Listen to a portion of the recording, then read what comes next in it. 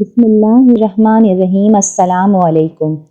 کہانیوں کی اس دلچسپ سفر میں دوستوں آپ کو خوش آمدید۔ اس دلچسپ سفر میں اگر آپ میرے ہم سفر بننا چاہتے ہیں تو میرے یوٹیوب چینل کو سبسکرائب کیجیے اور بیل نوٹیفیکیشن کو بھی آن کر دیجیے تاکہ آپ کو مل سکے ویڈیو اپڈیٹس۔ ایک دفعہ کا ذکر ہے، چین کے دور دراز دیہات میں 5 چینی بھائی سمندر کے کنارے ایک چھوٹی سی جھوپڑی میں اپنی ماں کے ساتھ رہتے تھے۔ وہ سب ہم شکل تھے اور بالکل ایک جیسے دکھتے تھے۔ ان سب چینی بھائیوں میں کچھ ایسی خصوصیات تھیں جو اور کسی میں نہیں تھیں۔ پہلا چینی بھائی پورے سمندر کو نگل سکتا تھا۔ دوسرے چینی بھائی کی گردن لوہے کی تھی۔ تیسرا چینی بھائی اپنی ٹانگیں بہت بہت دور تک پھیلا سکتا تھا۔ چوتھے چینی بھائی کو آگ نہیں جلا سکتی تھی اور 5واں چینی بھائی اپنی سانس بہت دیر تک روک سکتا تھا۔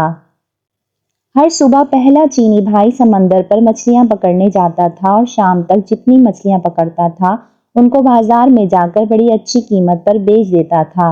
ایک دن سمندر پر جا رہا تھا تو پڑوسیوں کا ایک لڑکا بھی اس کے ساتھ ہو لیا۔ اس نے بہت منع کیا لیکن لڑکا باز نہیں آیا۔ دونوں جب سمندر پر پہنچے تو پہلے چینی بھائی نے ایک ہی سانس میں تمام سمندر کا پانی نگل لیا۔ سمندر خالی ہو گیا تو اس میں موجود تمام چیزیں واضح ہو گئیں۔ لاتعداد مچھلیوں کے علاوہ سمندر بے شمار قیمتی خزانوں سے بھرا پڑا تھا۔ لڑکا یہ سب دیکھ کر دیوانہ ہو گیا اور دوڑا خزانہ سمیٹنے کے لیے۔ پہلے چینی بھائی نے تو صرف اتنی ہی مچھلیاں پکڑیں جتنا وہ روز پکڑتا تھا۔ اس کے بعد وہ چاہتا تھا کہ سمندر کا پانی واپس سمندر میں ڈال دے۔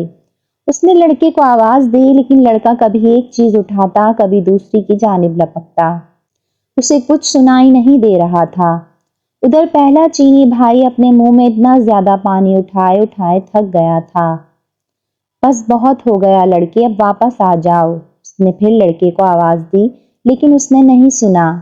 انتظار کر کر کے پہلا چینی بھائی جب بے حال ہو گیا اور اس کی برداشت سے باہر ہو گیا تو اس نے وہ پانی سمندر میں اگل دیا۔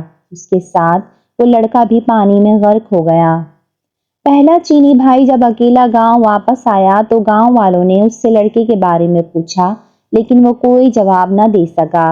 گاؤں والے سب سمجھ گئے کہ اس نے لڑکے کو مار دیا اور انہوں نے عدلیہ میں جا کر اس کی شکایت کر دی۔ سپاہی پہلے چینی بھائی کو پکڑ کر عدالت میں لے گئے اور لڑکے کے قتل کے جرم میں اس کو سزائے موت سنا دی گئی۔ حضور والا، کیا میں آخری بار اپنی ماں سے ملنے جا سکتا ہوں؟ پہلے چینی بھائی نے جج سے پوچھا۔ ہاں، اتنی رعایت تمہیں دی جا سکتی ہے، جج نے کہا۔ پہلا چینی بھائی خوشی خوشی اپنے گھر گیا اور اپنی ماں سے ملا، لیکن وہ واپس نہیں آیا بلکہ اس کی جگہ دوسرا چینی بھائی جیل پہنچ گیا جس کی لوہے کی گردن تھی۔ چوک پر تمام گاؤں کے لوگ اکٹھا ہو چکے تھے۔ جلاد ہاتھ میں تلوار لیے مجرم کی گردن اڑا دینے کے لیے تیار کھڑا تھا۔ سپاہی مجرم کو پکڑ کر لائے اور اس کی گردن شکنجے پر رکھ دی۔ جلاد آگے بڑھا اور پوری قوت سے تلوار مجرم کی گردن پر ماری، لیکن دوسرا چینی بھائی مسکراتا ہوا اٹھ کھڑا ہوا۔ چونکہ اس کی گردن لوہے کی تھی اس لیے تلوار نے اس پر کچھ اثر نہیں کیا۔ یہ دیکھ کر گاؤں کا ہر شخص سخت برہم ہوا اور اس کو مارنے کے لیے کچھ اور طریقہ سوچا جانے لگا۔ پھر جج نے فیصلہ کیا کہ اس کو سمندر میں ڈبو کر مارا جائے۔ اگلی صبح سزا سے پہلے دوسرا چینی بھائی جج کے پاس گیا۔ جناب والا، کیا سزا سے پہلے میں آخری بار اپنی ماں سے مل سکتا ہوں؟ ہاں، یہ ایک رعایت تمہیں دی جا سکتی ہے، جج نے اجازت دیتے ہوئے کہا۔ وہ اجازت ملتے ہی خوشی خوشی اپنے گھر کی طرف چلا، لیکن اگلے دن وہ واپس نہیں آیا بلکہ اس کی جگہ تیسرا چینی بھائی جیل واپس آیا جس کی ٹانگیں لمبی ہو جاتی تھیں۔ اس کی سزا کی تیاری ہونے لگی۔ سارا گاؤں سمندر کے کنارے جمع ہو چکا تھا۔ سپاہی اس کو کشتی میں بٹھا کر سمندر کے درمیان میں پہنچ گئے جہاں پانی گہرا تھا اور تیسرے چینی بھائی کو اٹھا کر پانی میں پھینک دیا۔ تیسرا چینی بھائی جب سمندر میں گرا تو اس کی ٹانگیں لمبی ہونے لگی، لمبی اور بہت زیادہ لمبی ہو گئیں کہ سمندر کی تہہ سے جا لگیں اور وہ ڈوبنے سے بچ گیا۔ اس کا مسکراتا ہوا چہرہ دیکھ کر سپاہی اور تمام گاؤں والے آگ بگولا ہو گئے۔ اس بار انہوں نے فیصلہ کیا کہ مجرم کو آگ میں جلایا جائے۔ اگلی صبح وہ جج کے پاس گیا۔ حضور والا، کیا میں آخری بار اپنی ماں سے مل سکتا ہوں؟ ہاں، تمہیں اتنی رعایت دی جا سکتی ہے۔ جج نے نہ چاہتے ہوئے بھی اس کو اجازت دے دی۔ وہ خوشی خوشی اپنے گھر کی طرف دوڑا، لیکن ماں سے مل کر وہ واپس نہیں آیا، بلکہ اس کی جگہ چوتھا چینی بھائی واپس آیا۔